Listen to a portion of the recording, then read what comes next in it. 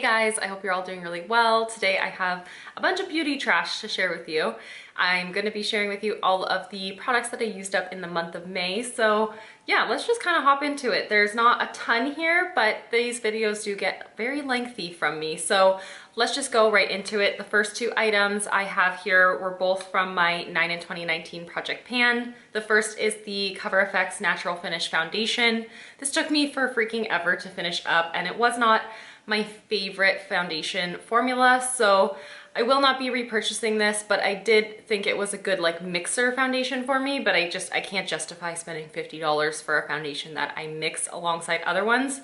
Shade range is really great. I just think if I had more normal, I have like dry to normal skin, but more normal skin with less texture, this would probably be better suited to me, because it just kind of will sit with my texture very weird, and it will look it will enhance the texture on my skin, at least from my personal experience with this. I do know some people who absolutely love this foundation. It's their go-to because it's cruelty-free, vegan, and it's like free of all of the nasties, but it's just not the perfect foundation for me. I have not yet found the perfect foundation for me, but this one was decent, just not good enough to repurchase. And then the other item I finished up in my 9 in 2019 is this butter lipstick from NYX. This was in the shade Snowcap.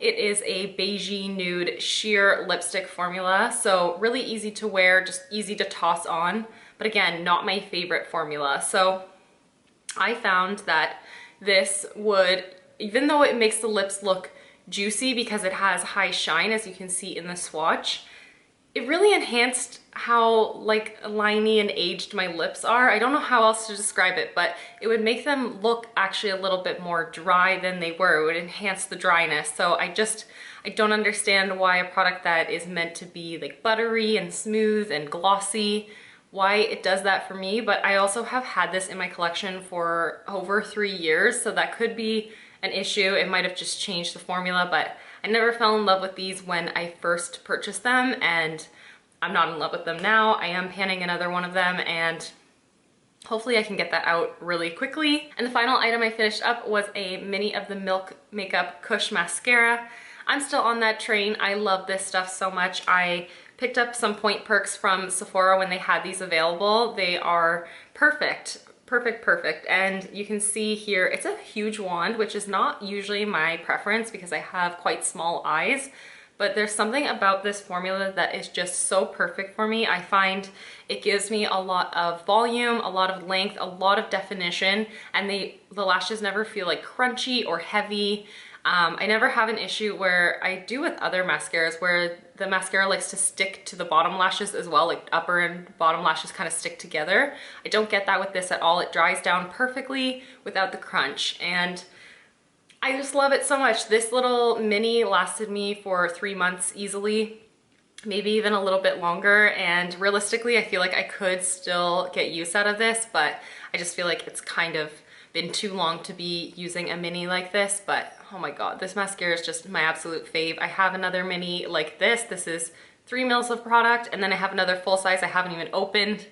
And yeah, I'm just so smitten for this mascara. So yes, you will see more of those in Empties throughout the rest of this year for sure. It's just so good, so good. Just gonna toss this in super quickly. This is the Jason Powersmile. Y'all know this is my favorite toothpaste. It's just so good. It is the most like other more conventional toothpaste, although this is a natural, cruelty-free alternative, and it's like $5 for a tube, so I think that's not a bad price at all. I love this one because it does offer a little bit of whitening, and it has a nice fresh peppermint kind of flavor. I was gonna say fragrance, no, flavor, well, and scent, I guess.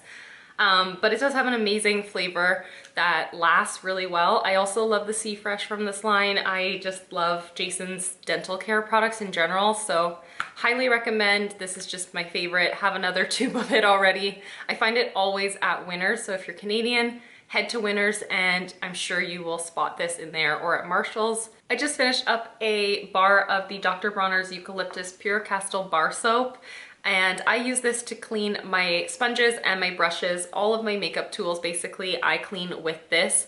It's just so perfect for that. I find that it gets really deep clean without being too abrasive on my products. I love that it is an all natural product, super inexpensive. Like a bar of this is like $5 and it lasts for months and months and months. And I wash my brushes very frequently. I wash my sponges every single time I use them, and it lasts forever. So of course I finished off another one of these. I kept the packaging all the way until the product was completely used up. I have another one in backup, and I am about to finish up my liquid soap version of this. So yes, highly recommend, super inexpensive, a really great product to have on hand if you like to use more natural products. And this is so multi-purpose. You can use it for your body, your face, you can use it for cleaning. Actually, the bar soap, whenever I get stains in clothing, Patrick discovered this, you can actually rub the bar onto the stain and kind of like work it in and then put it in the washing machine, and it draws the stains out of so many clothing items. It's saved so much of my clothes. So yeah, this is just such a good little multi-purpose product to have around the house. And like I said,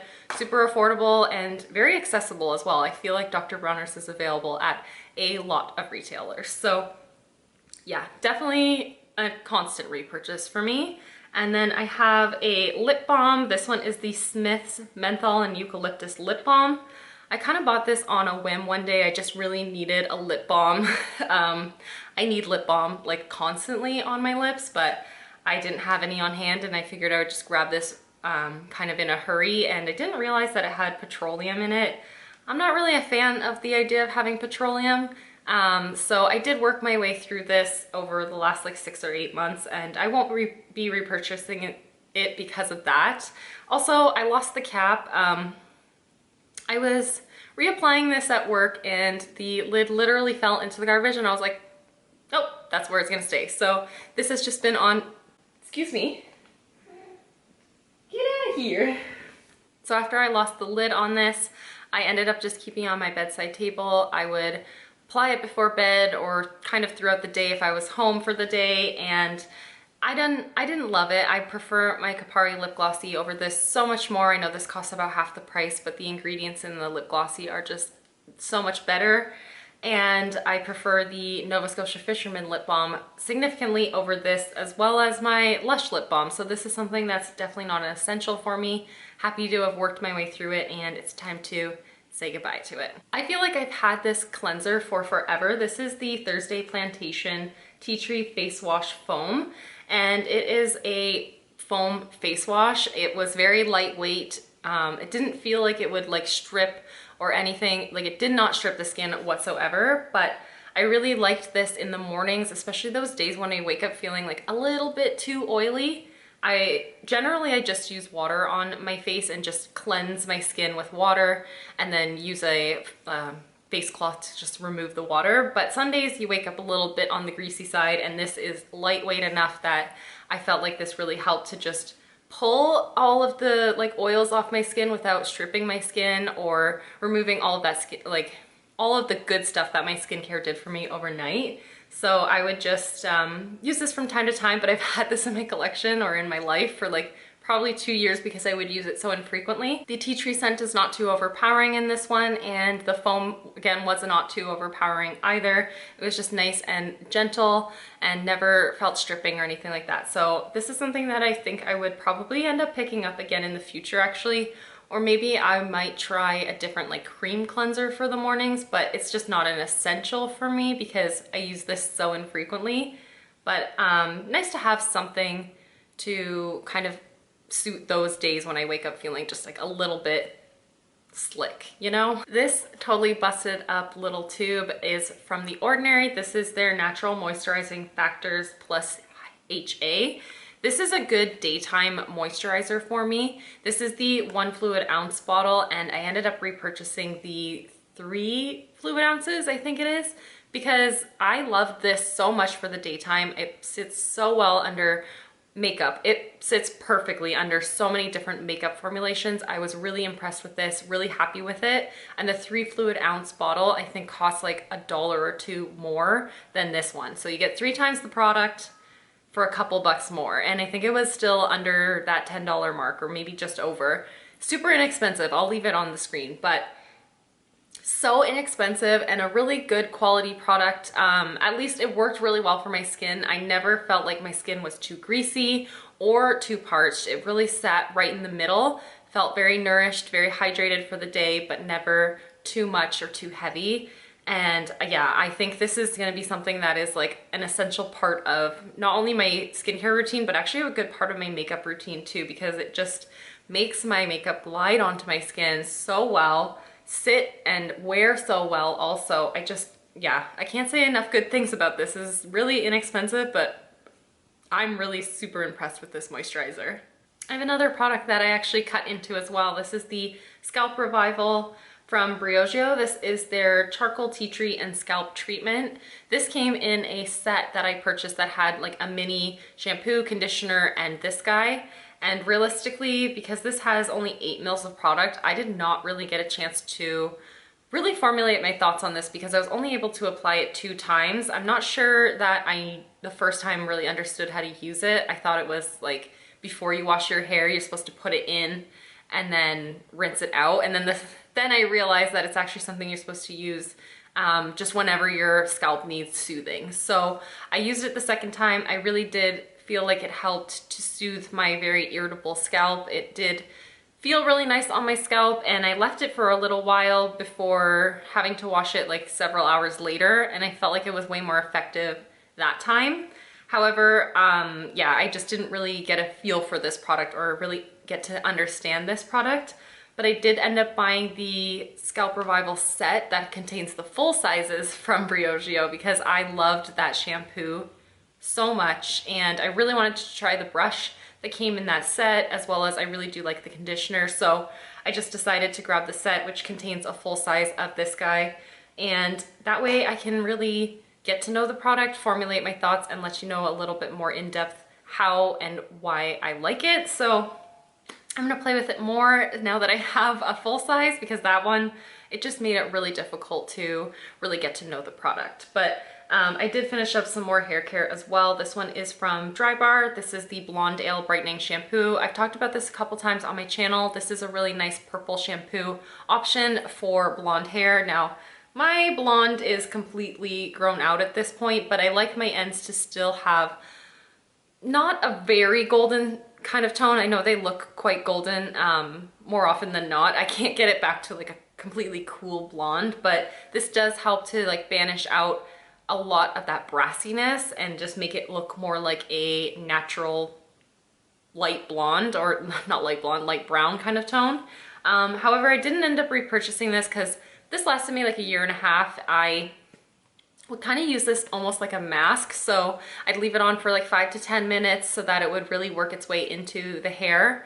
But I just wanted to try something different. So I recently picked up the Amika one, have not yet tried it, but I'm curious to see how the two compare. So yeah, that one was really good when I actually had like cool blonde and I wanted to maintain it. That really did work really, really well for me. So I just want to see if the Amika kind of does the same thing once I bring my blonde back eventually. So you do see these pretty frequently in my Empties videos. This is the Kiss My Face Whenever conditioner. This is a nice lightweight conditioner that doesn't make my hair feel heavy or greasy, but it definitely does condition and detangle my fine hair. Really nice. This is a good economical size. However, these were on do not order recently at my grocery store, so I picked up 2 backups of this because they were on for like, I think $12 or $13, which is super affordable for 32 ounces of product. So I couldn't resist. I definitely had to back up on it or backstock on it,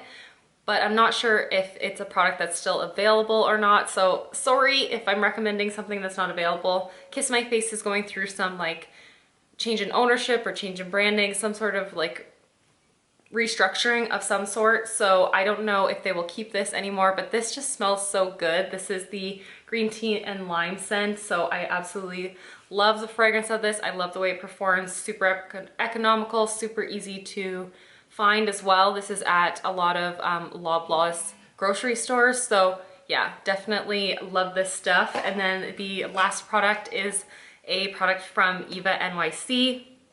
This is the Freshen Up Dry Shampoo. I picked this up at Winners for probably pretty inexpensive. I'd say probably about $10 or $12 as well. And this lasted a long time for me. I feel like I had this for months and months, and it was a good, effective dry shampoo. Nothing to really rave about, but nothing to be disappointed about as well. I did find that it was very effective. Did the job, never felt heavy, gritty, greasy, didn't leave a heavy white cast for me either. And yeah, it did its job. 2 thumbs up for me. I'm not very loyal to any dry shampoos ever since going cruelty-free. I haven't found my perfect favorite dry shampoo. So that was absolutely everything that I finished up in the month of May. Let me know in the comments something that you guys finished up this past month, and would you repurchase it or not? Thank you guys so much for watching and hanging out with me, and I'll see you in the next one. Bye guys.